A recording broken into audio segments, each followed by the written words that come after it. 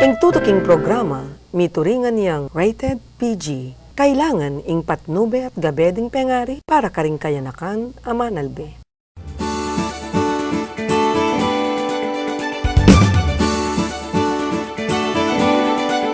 Ka-Fernandino, kaya katamong pakibaluan, malilyari king balayan, obra daring manungkulan, kaya katamong tutukan, uling king balang takbang ning panyulong, marapat mong Fernandino first, Fernandino yang mumuna, Fernandino ing mani muna. Fernandino first! Fernandino first!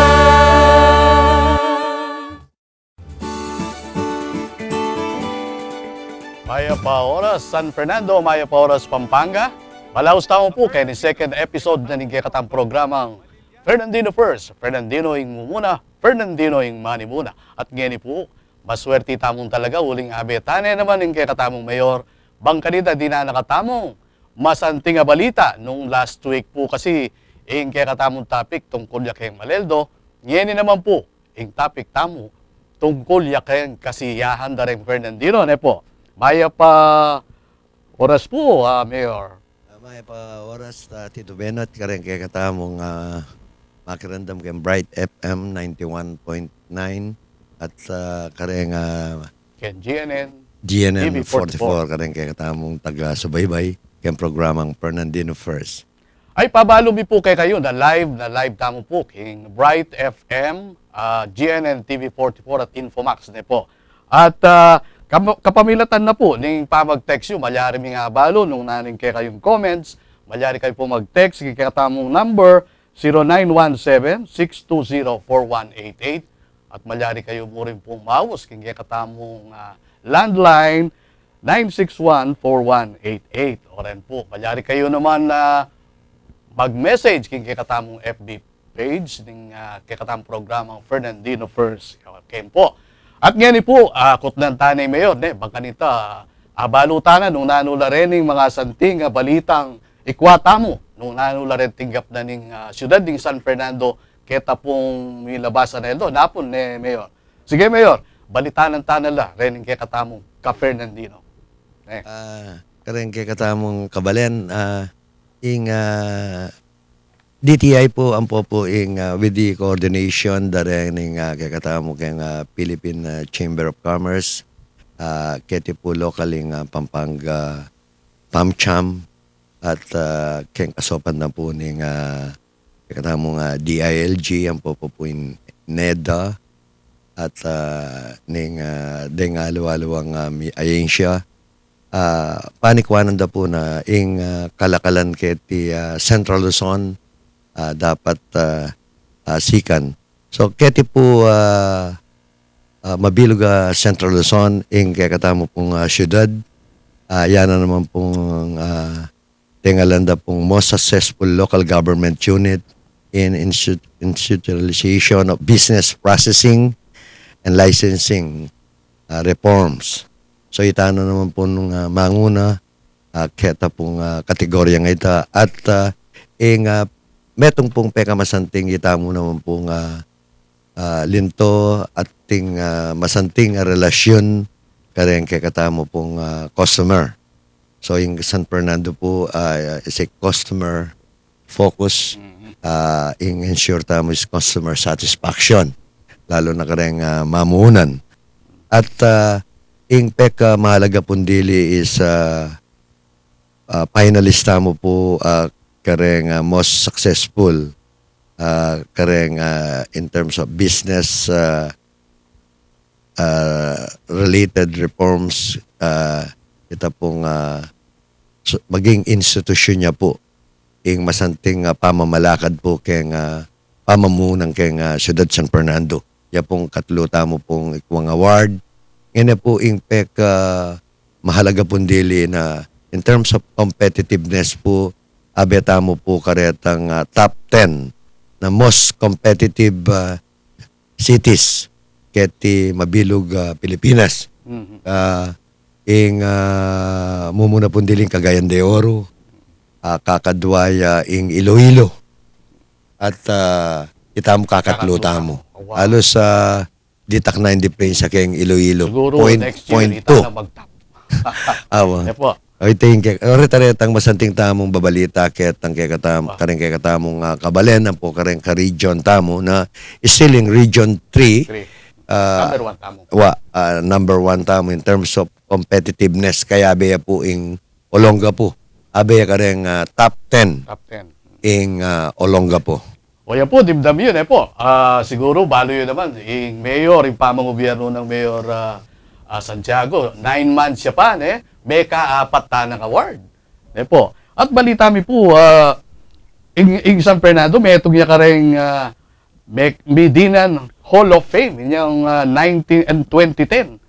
At may requiring Golden Eagle Award, yung 2011. At kanita po, ikayo yung Vice Mayor, po. At tuloy-tuloy pa mo rin dahil award sa daratang. Mayor, kani pong most successful local government unit in institutionalization of business processing and licensing reforms in 2013, nano pong gawa tamong reforma? Kani, bangka dita rin yung kaya tamong businessman or etang investors, muntala kining syudad tam.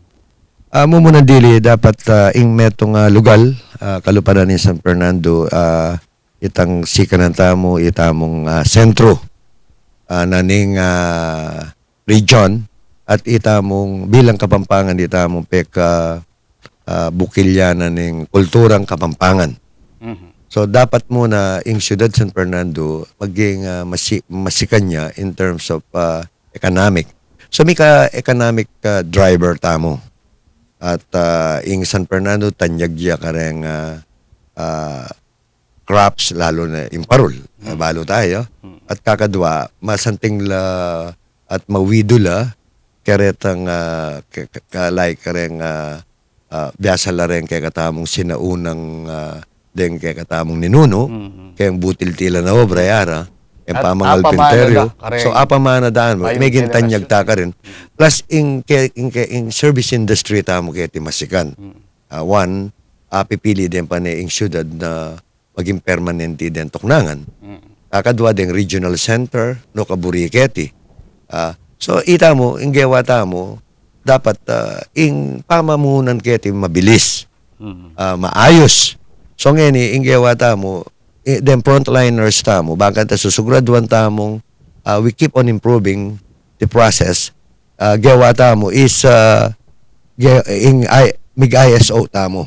Maka ISO lang ang ding eganaganang frontliners pagkanita to ensure itang amo monitor tamo properly recorded ing kakatamong pamanabus business license.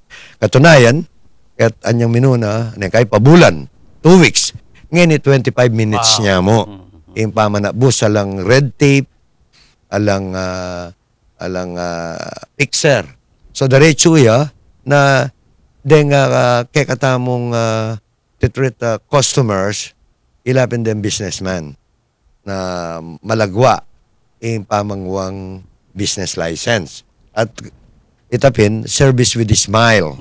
Karon tatagnyag alang akit mo rin kay katamong magobra kayong munisipyo up to barangay na mabilising pamangwang barangay permits kareng barangay certification even kareng homeowners up din kay katamong miyayaliwang departamento na susugraduan tamo na susuportan tala ring kay katamong negosyante at metong dampi pagbasihan nung nano klase ing serbisyo kay katamong siyudad San Fernando ang po pa itang mabilis at ing impormasyon very transparent ding information at ding utility sa kakita mo masanting in communication keti ding utilities in danum at susugraduan tamo ing seguridad at ding kakatamong proyekto alubtana mo yata na lumbog keti so mabilis ngeni alos in danum mabilis lulwal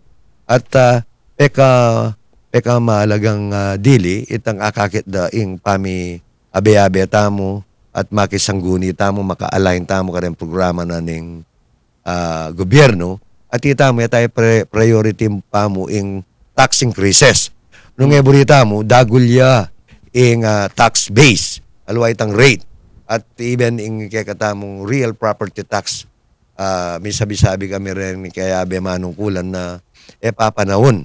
Burita mo, mibawi mo at mag-improve ingay ganaganat dakal ing pamumunan keti.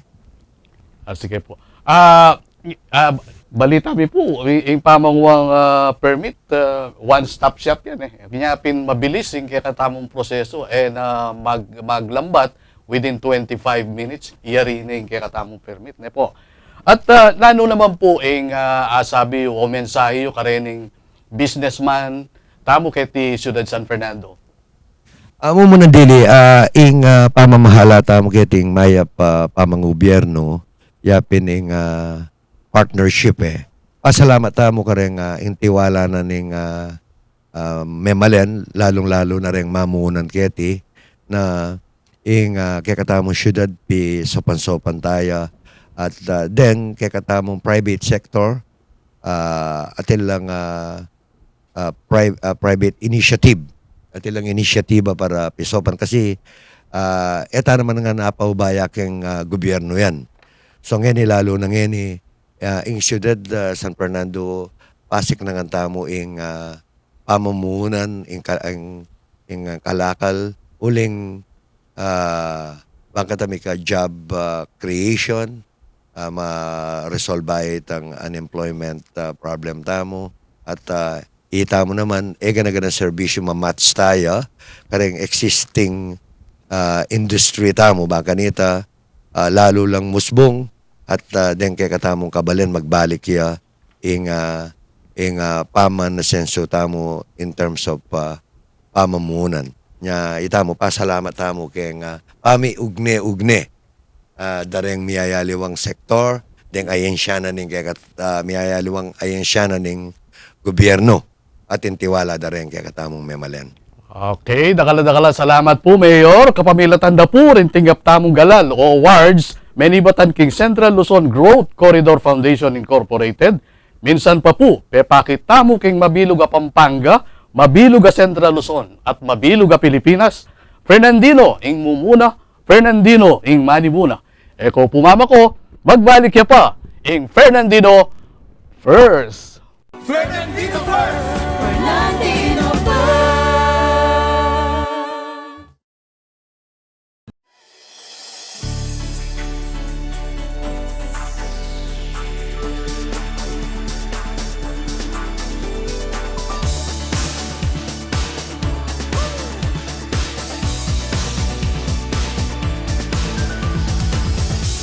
Intune panyulo apaninap tamo oras na manimuna yang Fernandino pamisasan neto disiplinat kaayusan tatak Fernandino isulong